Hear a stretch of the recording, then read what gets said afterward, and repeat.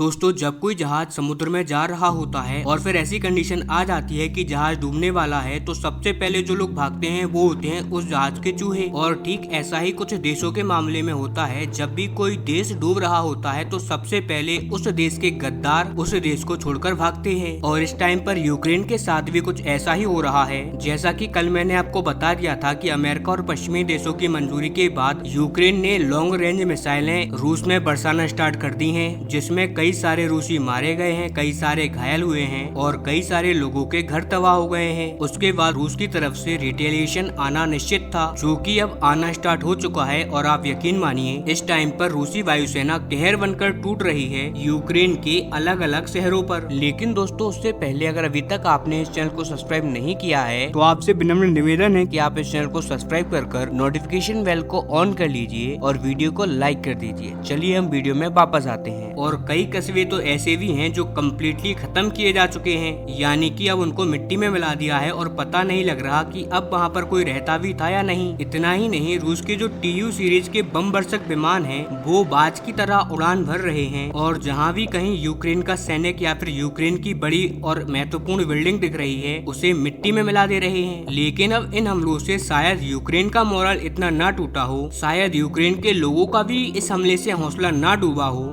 जितना कि मात्र एक खबर ने डिगा दिया। दरअसल आप स्क्रीन पर देखिए, रिपोर्ट आई है कि अमेरिका ने कुछ ही घंटों पहले यूक्रेन की राजधानी कीव में जो अपना दूतावास था उनका, उसे बंद करना स्टार्ट कर दिया है। और जैसे ही अमेरिका ने ये कदम उठाया, उसके साथ ही देश भी यही काम करने लगे। दरअसल अमेरिका के तुरंत बाद स्पेन, इटली, ग्रीस, इसके अलावा और कुछ साथी देशों ने जो उनके दूतावास थे कीव में, जो कि यूक्रेन की राजधानी है, वहाँ से अपने दूतावास को बंद कर दिया है और अपने स्टाफ को निकालना भी स्टार्ट कर दिया है। और ऐसा करना इनके लिए बहुत इम्पोर्टेंट भी हो गया था, वो इसीलिए क्योंकि अब यूक्रेन सीधा हमला कर रहा है रूस पर। और रूस ये मानकर चल रहा है कि जो हम पर लॉन्ग रेंज की मिसाइलें बरसाई जा रही हैं, वो मिसाइलें यूक्रेन नहीं गिरा रहा, वो गिरा रहे हैं पश्चिमी देश। यानी कि अब रूस मानकर चल रहा है कि उसका युद्ध सीधा नाटो के साथ है। और ऐसी परिस्थितियों में अब रूस मानकर चल रहा है कि हमारे हाथ एकदम खुले हैं। अब चाहे तो उनके दूतावास पर वो अटैक कर सकता है, जो उनके नागरिक हैं या जो इनके कमांडर्स हैं या राजदूत हैं या फिर इनके दूतावास से जुड़ा हुआ कोई भी बाकी के लोग हैं, उन्हें किसी भी वक्त और किसी तरीके से भी मार सकता है। अब रूस के हाथ पूरी तरीके से खुल गए हैं और ये हाथ खुलने वाले भी वो पश्चिमी देश ही हैं, क्योंकि आप खुद ही देखिए 2022 में जब से ये स्टार्ट हुआ है युद्ध, तब से अब तक रूस ने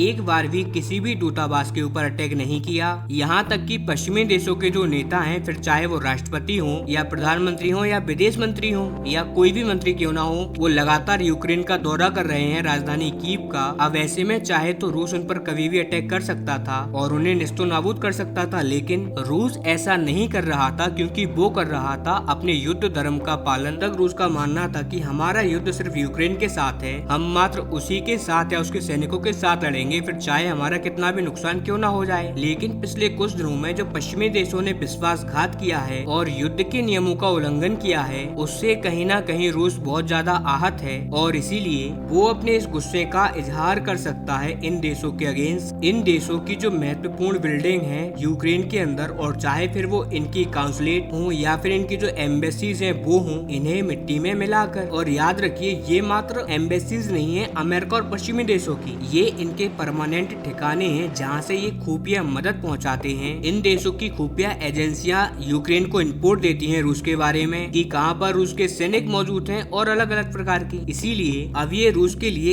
एक ऑब्वियस चॉइस है, एक जेन्युइन टारगेट बन चुका है रूस के लिए इन एम्बेसीज को खत्म करने का। और अब इससे यूक्रेन के लोगों का कहीं ना कहीं मोरल डाउन हुआ है, क्योंकि जो आपके सबसे बड़े सपोर्टर थे, जो लगातार पूरे युद्ध के दौरान आपसे जुड़े हुए थे, अब वो सब एक एक कर आपको छोड़कर भाग रहे हैं। और अपने जो स्टाफ के लोग हैं, अपने जो कर्मचारी हैं, जो वहाँ पर कर्मचारी हैं, उन्हें कह रहे हैं कि एम्बेसी छोड़कर आप सभी लोग किसी सुरक्षित जगह पर चले जाओ। इसका मतलब ये कि यूक्रेन के अंदर अब कोई भी ठिकाना सुरक्षित नहीं रहा। आने वाले कुछ हफ्तों में जो यूक्रेन के अंदर घटना घटने वाली है ना, वो पूरी दुनिया के इतिहास में आपने नहीं देखी होगी। कुछ ऐसा होगा अब यूक्रेन के अंदर।